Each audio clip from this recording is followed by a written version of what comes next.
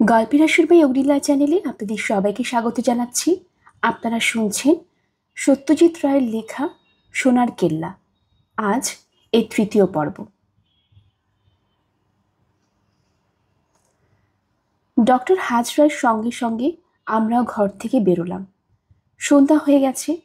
পশ্চিমের আকাশটা এখনো লাল, তবে রাস্তার বাতি জ্বলে গেছে। কিন্তু মুকুল কোথায়? বাগানে ছিল সে, কিন্তু এখন দেখছি নেই।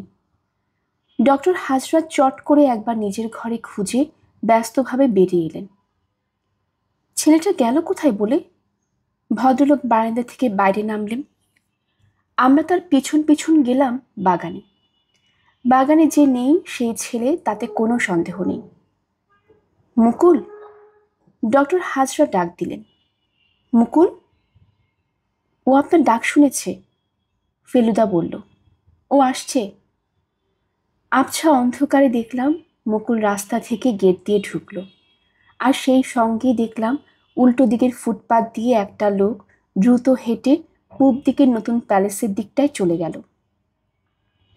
লোকটার মুখ দেখতে পারলাম না বটে, কিন্তু তার গায়ের জামার টকটকে লাল রংটা এই অন্ধকারে স্পষ্ট বুঝতে পারলাম। ফেলুদা দেখেছি কি লোকটাকে? মুকুল এগিয়ে এলো আমাদের দিকে। ডক্টর হাজরা হাসি মুখে হাত বাড়িয়ে এগিয়ে গেলেন। তারপর খুব নরম গলায় বললেন, ওরকমভাবে বাইরে বেরোতে হয় না মুকুল। কেন?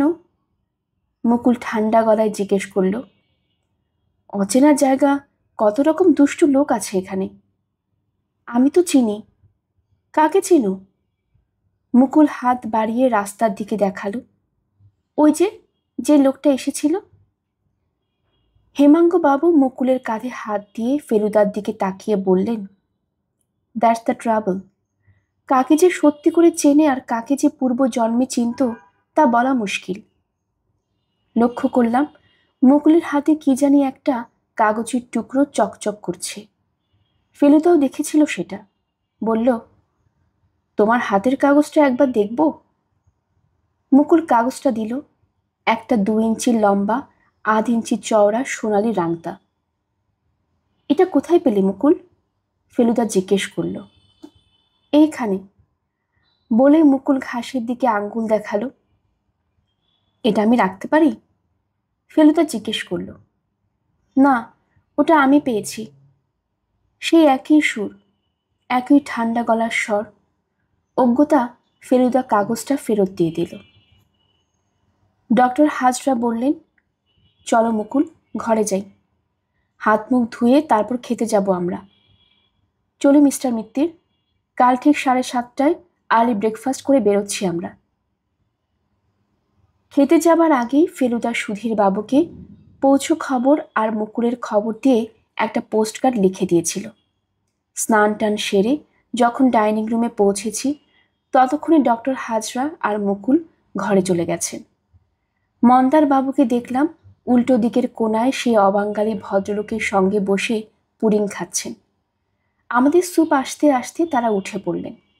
দরজার দিকে যাবার পথে মন্দার বোস হাত তুলে গুড নাইট জানিয়ে গেলেন। 2 দিন ট্রেনে পথ চলে বেশ ক্লান্ত লাগছিল। ইচ্ছে ছিল খেয়ে এসেই ঘুমিয়ে পড়ব, কিন্তু ফেলুদার জন্য একটুক্ষণ জেগে থাকতে হলো। ফেলুদা তার নীল খাতা নিয়ে সিগারেট ধরিয়ে সোফায় বসেছে, আর আমি খাটে গিয়ে শুয়েছি। সঙ্গে আন্টি মশা মলম ছিল বলে আর মশারি টাঙাতে দিইনি। ফেলুদা ডট পেনের পেছনটা টিপে নিপটা বার করে নিয়ে বলল, কার কার সঙ্গে আলাপ হলো বল। বললাম, কবে থেকে শুরু করব? সুধীর ধরের আশা থেকে। তাহলে প্রথমে সুধীর বাবু, তারপর শিবরতন, তারপর নীলু, তারপর শিবরতন বাবুর চাকর। নাম কি? মনে নেই। মনোহর। তারপর? তারপর জটায়ু। আসল নাম কি?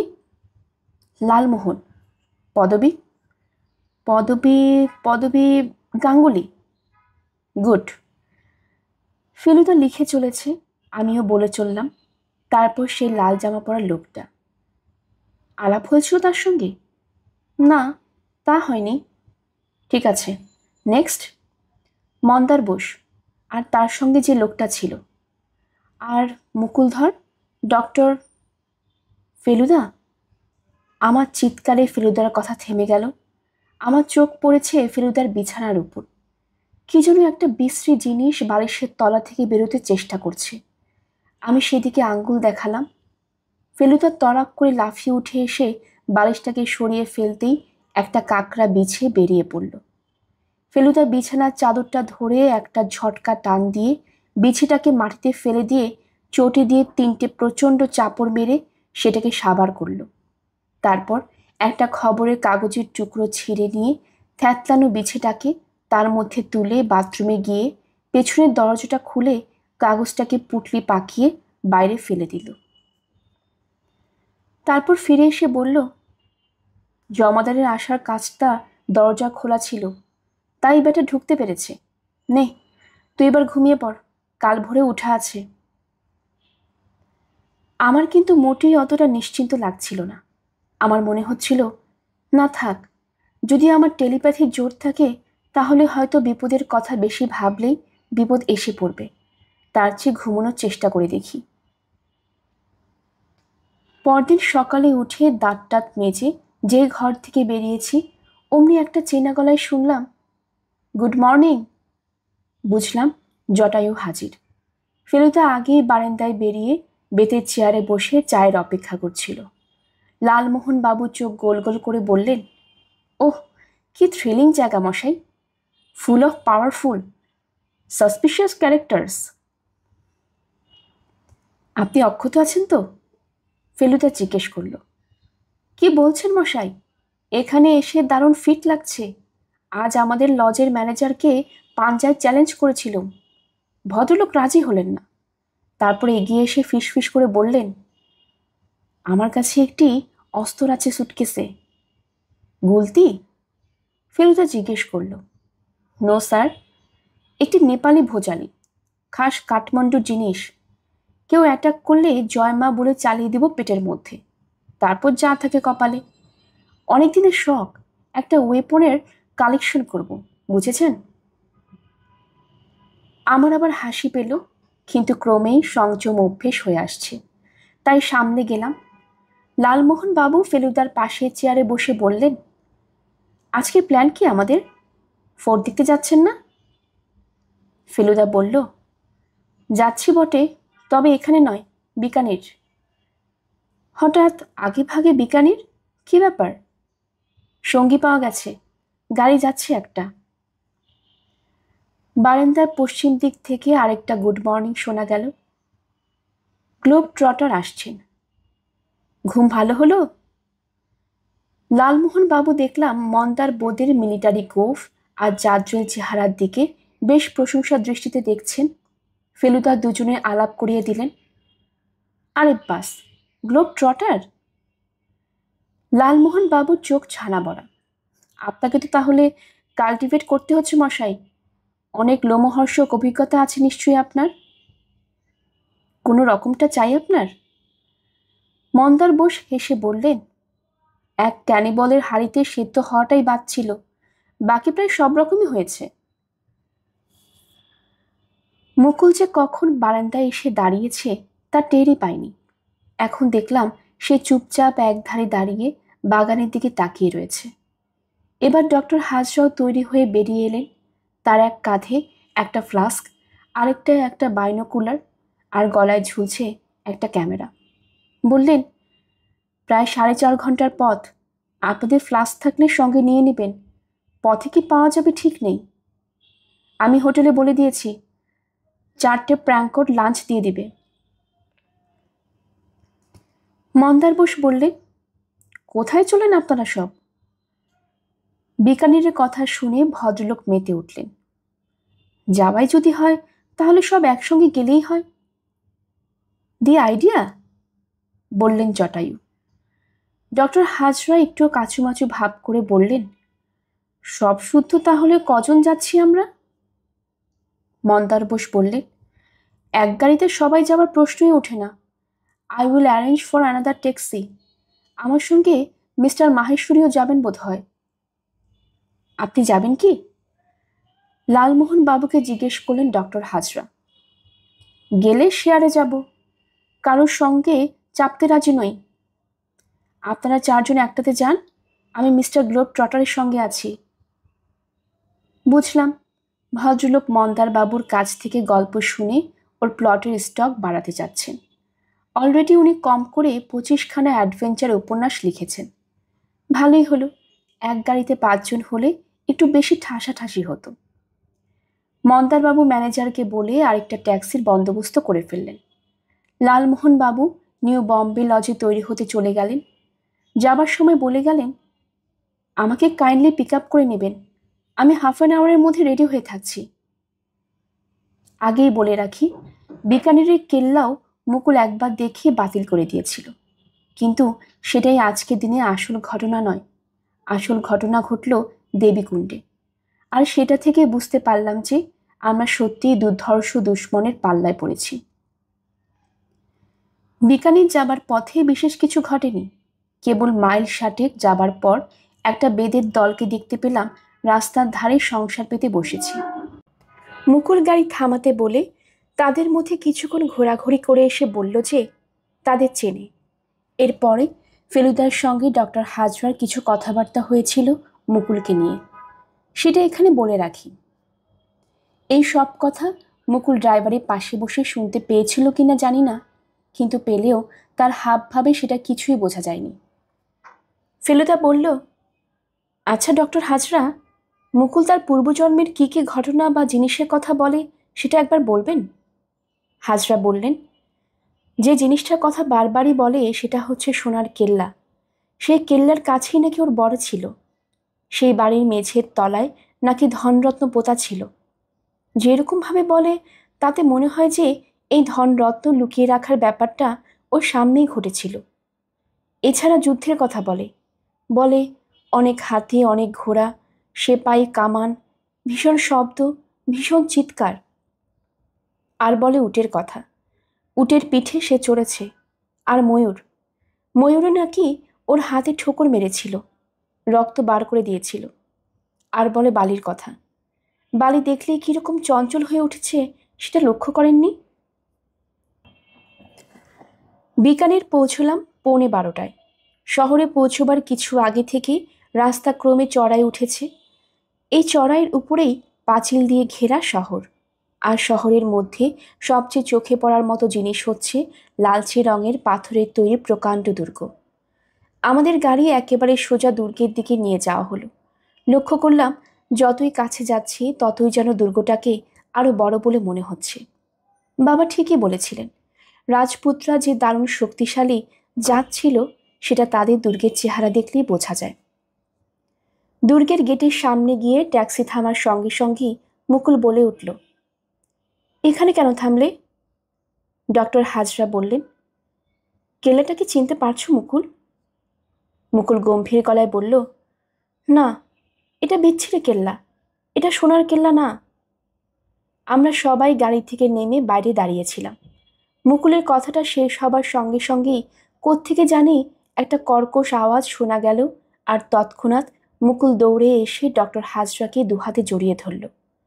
আওয়াজটা এলো কেল্লার উল্টো দিকের পার্কটা থেকে।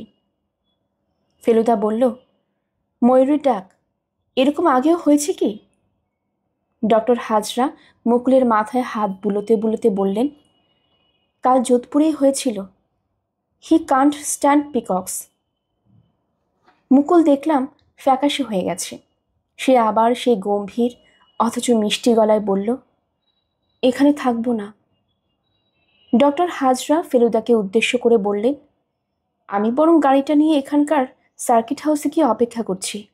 আপনারা এদ্দূর এসেছেন, একটু ঘুরে টুরে দেখে নিন। আমি গিয়ে গাড়িটা ফেরত পাঠিয়ে দিচ্ছি। আপনাদের দেখা হলে সার্কিট হাউসে চলে আসবেন, তবে 2টোর বেশি দেরি করবেন না, তাহলে কিন্তু ওদিকে ফিরতে রাত হয়ে যাবে। ডক্টর হাজরার উদ্দেশ্য সফল হয়নি ঠিকই, কিন্তু আমার তাতে বিশেষ দুঃখ নেই। এই প্রথম একটা রাজপুত কেল্লার ভেতরটা দেখতে পাবো ভেবেই আমার গায়ে কাঁটা দিচ্ছিল। কেল্লার গেটের দিকে যখন এগোচ্ছি তখন ফেলুদা আচমকা থমকে দাঁড়িয়ে আমার কাঁধে একটা চাপ দিয়ে বলল, দেখলি? বললাম, কি জিনিস? সেই লোকটা? বুঝলাম ফেলুদা সেই লাল জামা পরা লোকটার কথা বলছে, কিন্তু ও যেদিকে তাকিয়ে রয়েছে সেদিকে কোনো লাল জামা দেখতে পেলাম না। অবশ্য লোকজন অনেক রয়েছে, কারণ কেল্লার গেটের বাইরেটা একটা ছোটোখাটো বাজার। বললাম, কোথায় লোকটা? ইডিয়েট, তুই বুঝি লাল জামা খুঁজছিস? তবে কোন লোকের কথা বলছো তুমি? তোর মতো বোকচন্দ দুনিয়ায় নেই। তুই শুধু জামাই দেখেছিস, আর কিছুই দেখিসনি। ইট ওয়াজ দ্য সেম ম্যান, চাদর দিয়ে নাক অবধি ঢাকা, কেবল আজ পরেছিল নীল জামা। আমরা যখন বেদেদের দেখতে নেমেছিলাম সেই সময় একটা ট্যাক্সি যেতে দেখি বিকানেরের দিকে, তাতে দেখেছিলাম এই নীল জামা। কিন্তু এখানে কি করছে লোকটা? সেটা জানলে তো অর্ধেক বাজে মাত হয়ে যেত। লোকটা উধাও। মনে একটা উত্তেজনা ভাব নিয়ে কেল্লার বিশাল ফটক দিয়ে ভেতরে ঢুকলাম। ঢুকেই একটা বিরাট চাতাল, সেটা ডান দিকে বুকের ছাতি ফুলিয়ে কেল্লাটা দাঁড়িয়ে আছে। দেয়ালের খোপরে খোপরে পায়রার বাসা। বিকানির নাকি 1000 বছর আগে একটা সমৃদ্ধ শহর ছিল, যেটা বহুকাল হলো বালির তলায় তলিয়ে গেছে। ফেলুদা বলল যে কেল্লাটা 400 বছর আগে রাজা রায় সিং প্রথম তৈরি করতে শুরু করেন। ইনি নাকি আকবরের একজন বিখ্যাত সেনাপতি ছিলেন। আমার মনের ভেতরটা কিছুক্ষণ থেকে খচখচ করছে একটা কথা ভেবে। লালমোহন বাবুরা এখনো এলেন না কেন? তাদের কি তাহলে রওনা হতে দেরি হয়েছে, নাকি রাস্তায় গাড়ি খারাপ হয়ে গেছে? যাকগে, ওদের কথা ভেবে আশ্চর্য ঐতিহাসিক জিনিস দেখার আনন্দ নষ্ট করব না। যে জিনিসটা সবচেয়ে অদ্ভুত লাগলো সেটা হলো কেল্লার অস্ত্রাগার।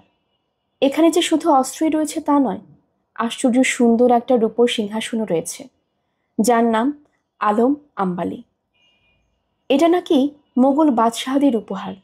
এছাড়া রয়েছে যুদ্ধের বর্ম, শিরস্ত্রাণ, ঢাল, তলোয়ার, বল্লম ছোড়া, আরও কত কি। এক একটা তলোয়ার এত বিরাট আর এত তাগড়াই যে দেখলে বিশ্বাসই হয় না সেগুলো মানুষের হাতে নিয়ে চালাতে পারে। এগুলো দেখে জটার কথা যেই মনে পড়েছে, অমনি দেখি আমার টেলিপ্যাথি জোরে ভদ্রলোক হাজির। বিরাট কেল্লার বিরাট ঘরের বিরাট দরজার সামনে তাকে আরো ক্ষুদে আরো হাস্যকর মনে হচ্ছে। লালমোহন বাবু আমাদের দেখতে পেয়ে একগাল হেসে চারিদিকে চেয়ে শুধু বললেন, রাজপুতরা কি জায়েন্ট ছিল নাকি মশাই? এ জিনিস তো মানুষের হাতে ব্যবহার করা জিনিস নয়। যা ভেবেছিলাম তাই। 70 কিলোমিটারের মাথায় ওদের ট্যাক্সির একটা টায়ার পাংচার হয়। ফেলুদা বলল, আপনার সঙ্গীরা দুজন কোথায়? ওরা বাজারে কী সব কিনতে লেগেছে, আমি আর থাকতে না পেরে ঢুকে পড়ল। আমরা ফুলমহল, গজমন্দির, শেষমহল আর গঙ্গা নিবাস দেখে যখন চীনে বুর্জে পৌঁছেছি, তখন মন্দার বোস আর মিস্টার মাহেশ্বরীর সঙ্গে দেখা হয়ে গেল। তাদের হাতে খবরের কাগজের মোড়ক দেখে বুঝলাম তারা কেনাকাটা করেছেন। মন্দার বোস বললেন, ইউরোপে মধ্যযুগের দুর্গটুগুলোতে যে অস্ত্র দেখেছি আর এখানেও যা দেখলাম, তাতে একটা জিনিসই প্রমাণ করে, মানুষ জাতটা দিনে দিনে দুর্বল হয়ে আসছে, আর আমার বিশ্বাস সেই সঙ্গে তারা আয়তনে ছোট হয়ে আসছে। এই আমার মতো বলছেন? লালমোহন বাবু হেসে বললেন, হ্যাঁ, ঠিক আপনার মতোই। মন্দার বোস বললেন, আমার বিশ্বাস আপনার ডাইমেনশনের লোক 16 শতাব্দীর রাজস্থানে একটিও ছিল না। ওহো, বাই দ্য ওয়ে। মন্দারবাবু ফেলুদার দিকে ফিরলেন, আপনার জন্য এটা এসে পড়েছিল সার্কিট হাউসের রিসেপশন ডেস্কে। ভদ্রলোক পকেট থেকে একটা খাম বার করে ফেলুদাকে দিলেন। তাতে টিকিট নেই, বোঝাই যায় কোনো স্থানীয় লোক সেটা দিয়ে গেছে। ফেলুদা চিঠি খুলতে খুলতে বলল, আপনাকে কে দিল? আমরা যখন বেরোচ্ছি তখন বাগরি বলে যে ছোকরাটা রিসেপশনে বসে সেই দিল।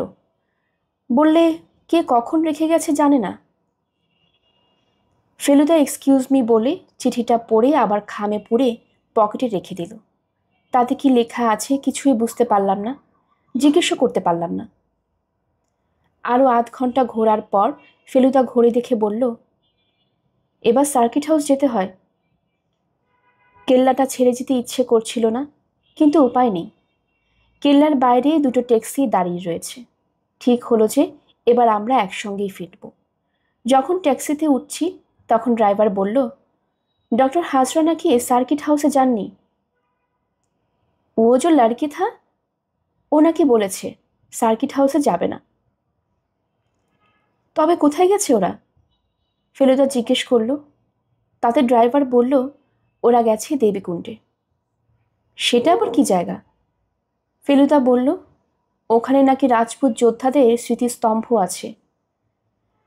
5 মাইল পথ যেতে লাগলো 10 মিনিট। জায়গাটা সত্যিই সুন্দর, আর তেমনই সুন্দর স্মৃতিস্তম্ভগুলো। পাথরের বেদির উপর পাথরের থাম, তার উপর পাথরের ছাউনি, আর মাথা থেকে পা অবধি সুন্দর কারুকার্য। এইরকম স্মৃতিস্তম্ভ চারিদিকে ছড়ানো রয়েছে কমপক্ষে 50টা।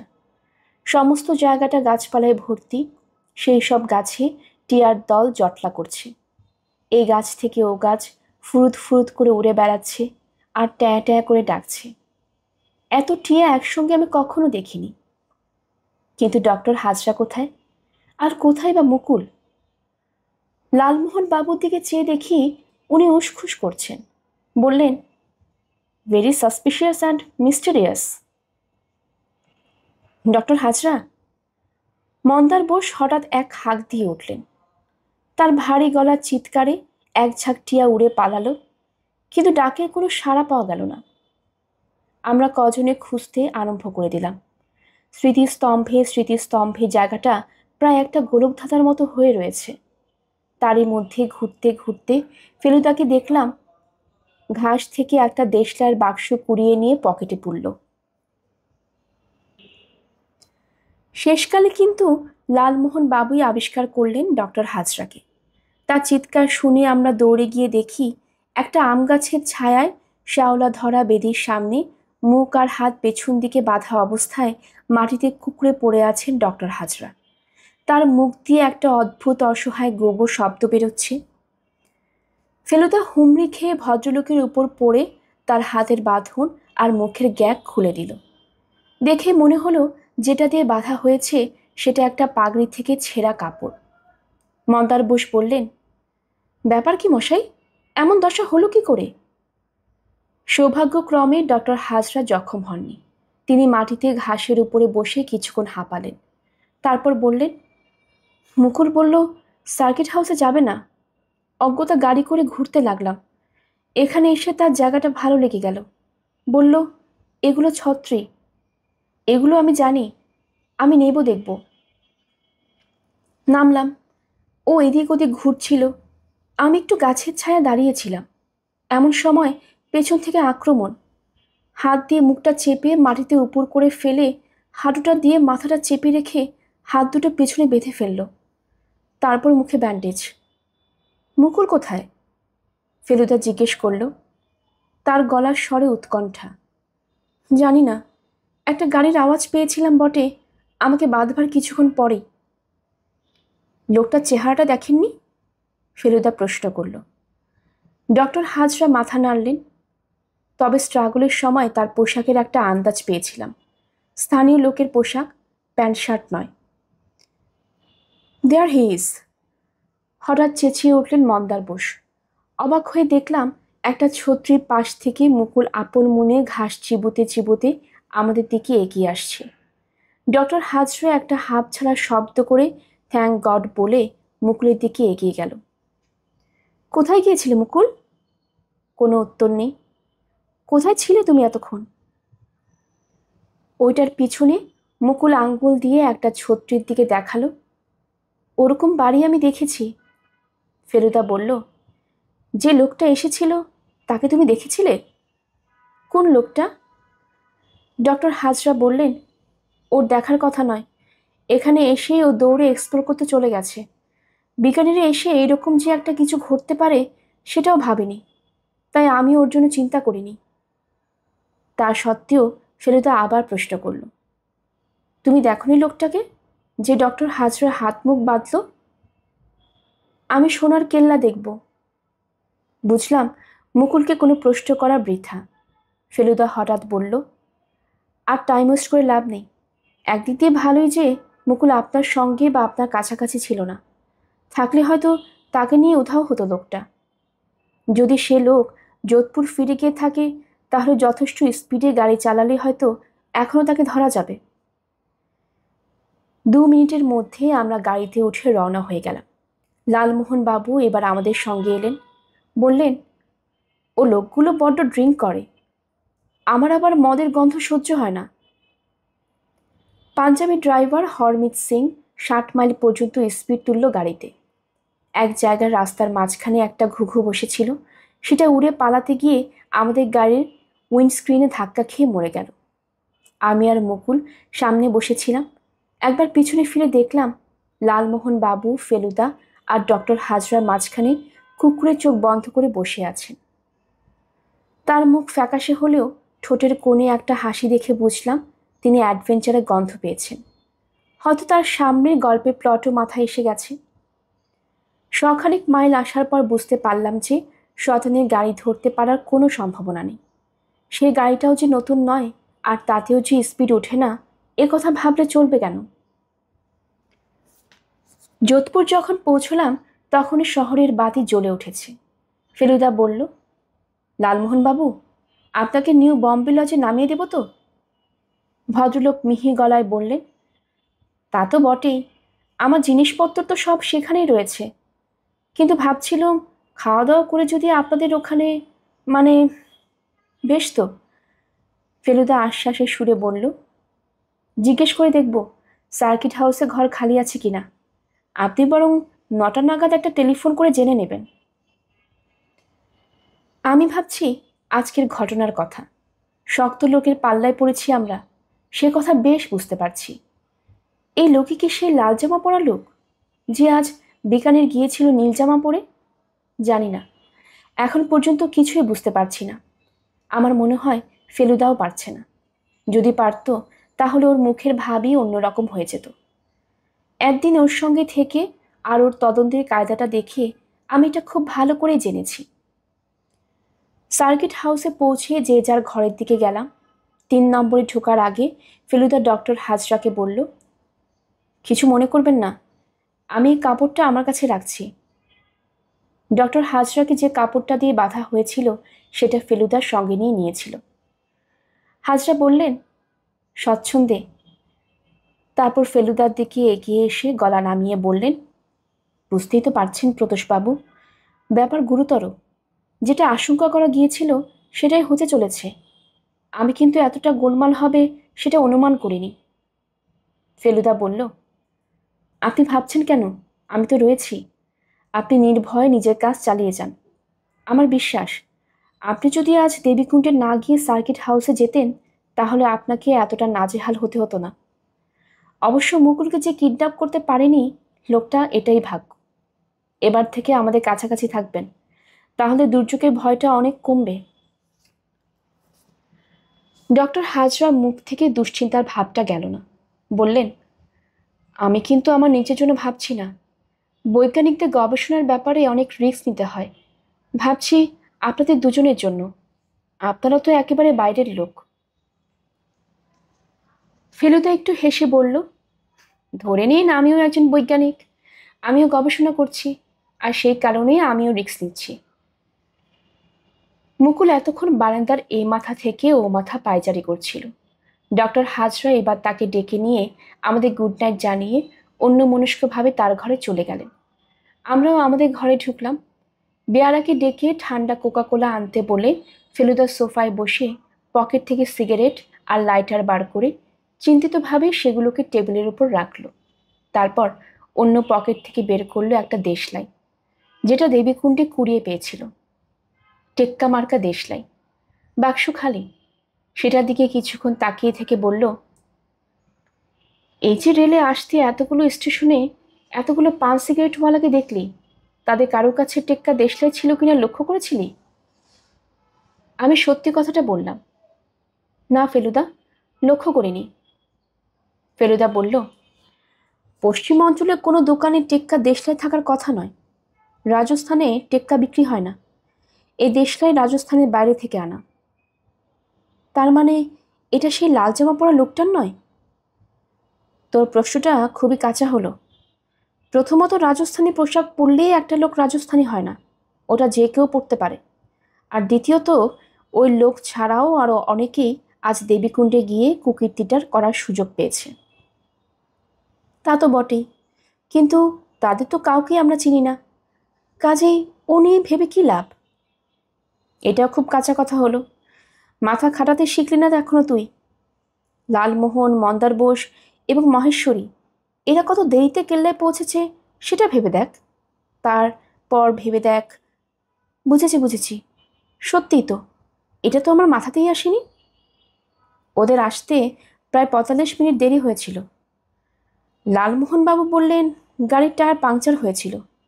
যদি না হয়ে থাকে, যদি তিনি মিথ্যে কথা বলে থাকেন, কিংবা সেটা যদি সত্যি হয়ে থাকে আর লালমোহনবাবু যদি নির্দোষ হয়ে থাকেন, মন্দার বোস আর মাহেশ্বরী তো বাজার না করে দেবীকুণ্ড গিয়ে থাকতে পারেন। ফেলুদা এবার একটা দীর্ঘ নিঃশ্বাস ফেলে পকেট থেকে আরেকটা জিনিস বার করল। সেটা দেখে হঠাৎ বুকটা ধড়াস করে উঠল। এটার কথা এতক্ষণ মনেই ছিল না। এটা সেই মন্দার বোসে দেওয়া চিঠিটা। ওটা কার চিঠি ফেলুদা? কাপা গলায় জিজ্ঞেস করলাম আমি। জানি না বলে ফেলুদা চিঠিটা আমার দিকে এগিয়ে দিল। হাতে নিয়ে দেখি সেটা ইংরেজিতে লেখা চিঠি।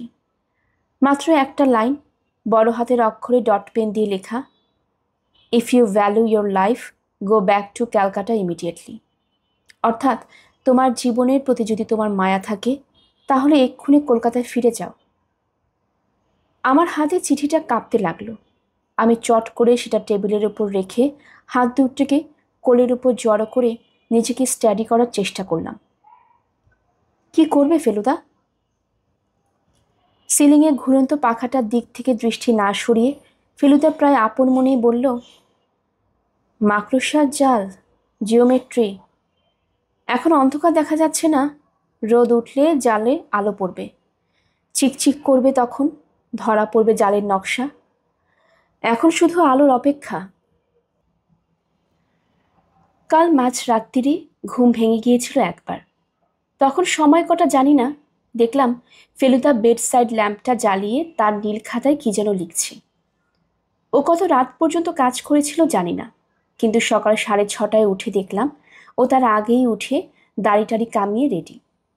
ও বলে, মানুষের ব্রেন যখন খুব বেশি কাজ করে তখন ঘুম আপনা থেকেই কমে যায়, কিন্তু তাতে নাকি শরীর খারাপ হয় না। অন্তত ওর তো তাই ধারণা।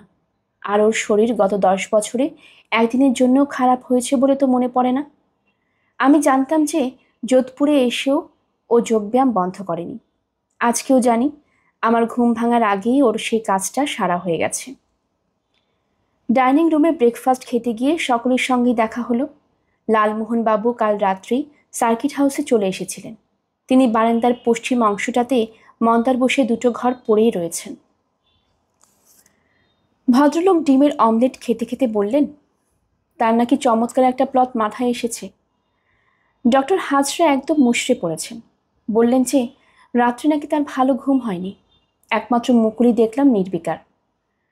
মন্দার বোস আজ প্রথম সরাসরি ডক্টর হাজরার সঙ্গে কথা বললেন। কিছু মনে করবেন না মশাই, আপনি যে উদ্ভট জিনিস নিয়ে রিসার্চ করছেন তাতে এ ধরনের গণ্ডগোল হবেই। যে দেশে কুসংস্কারে এত ছড়াছড়ি সে দেশে এসব জিনিস বেশি না ঘটানোই ভালো। শেষকালে দেখবেন ঘরে ঘরে সব কচি ছোকরারা নিজেদের জাতিস্বর বলে ক্লেম করছে।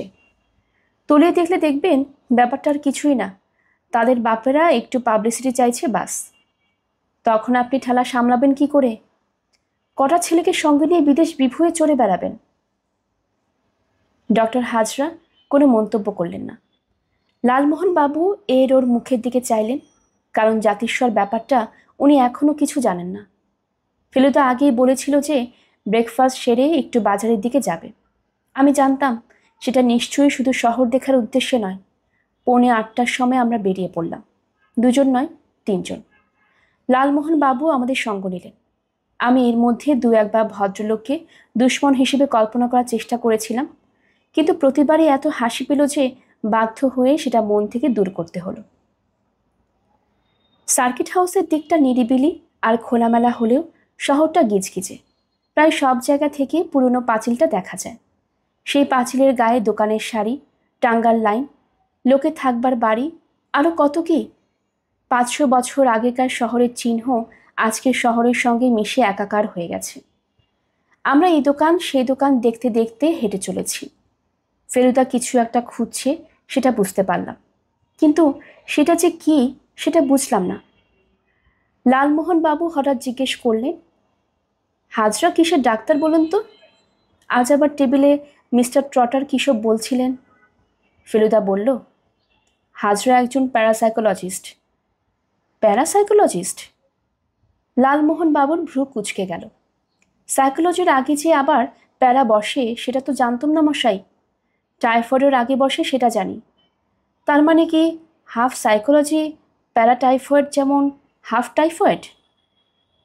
ফেলুদা বলল, হাফ নয়, প্যারা মানে হচ্ছে অ্যাবনর্মাল।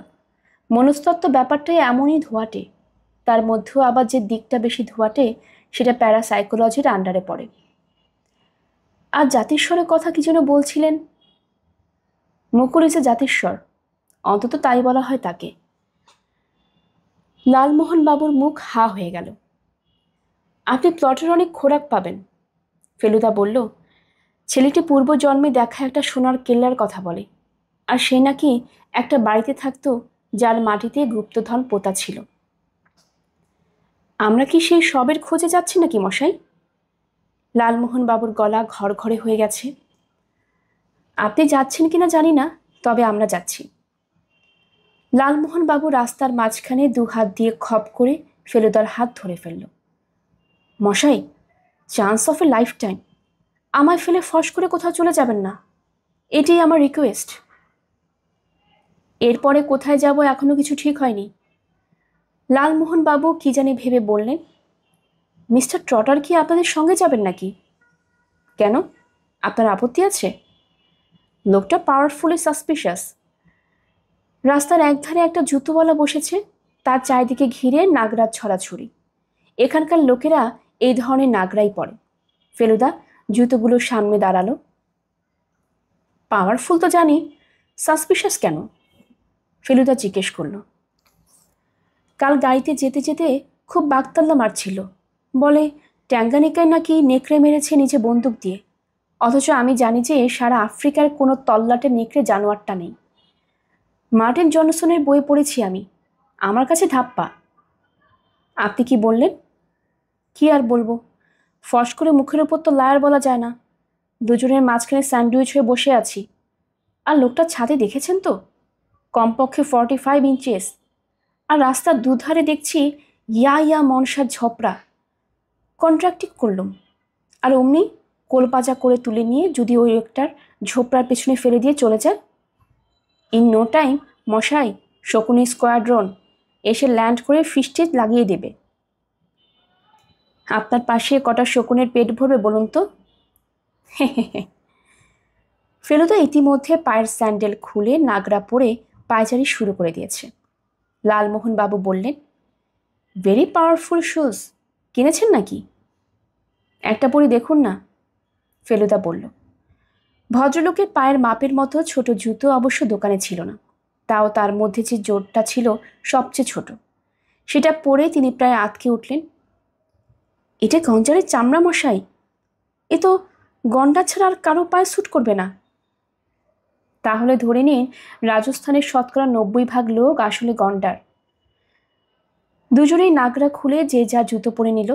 দোকানদারও হাসছিল, সে বুঝেছে শহরের বাবুরা ছোট লোকদের জুতো পায়ে দিয়ে একটু রসিকতা করছে।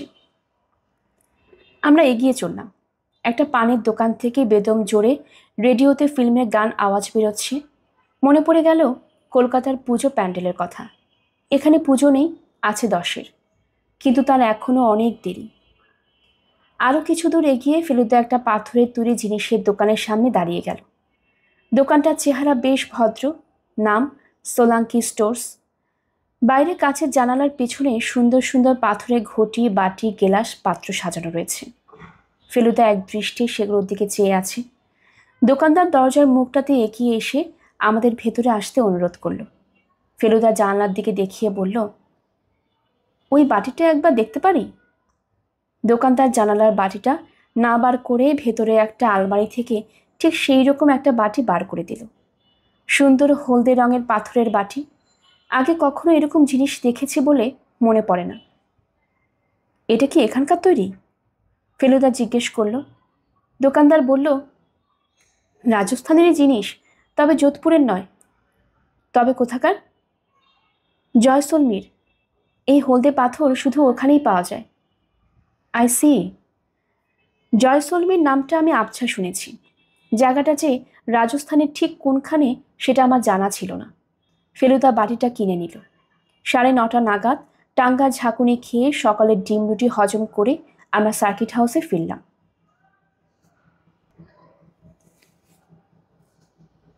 গল্পেরা সবাই অগ্নিলা চ্যানেলে আপনারা শুনছিলেন সত্যজিৎ রায়ের লেখা সোনার কেল্লা।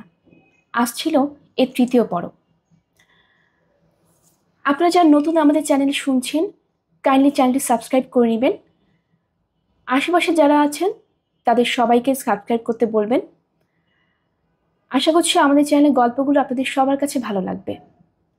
পরবর্তী পর্ব শোনার জন্য আপনাদের সবাইকে আমন্ত্রণ জানানো হলো। সবাই ভালো থাকবেন। ধন্যবাদ।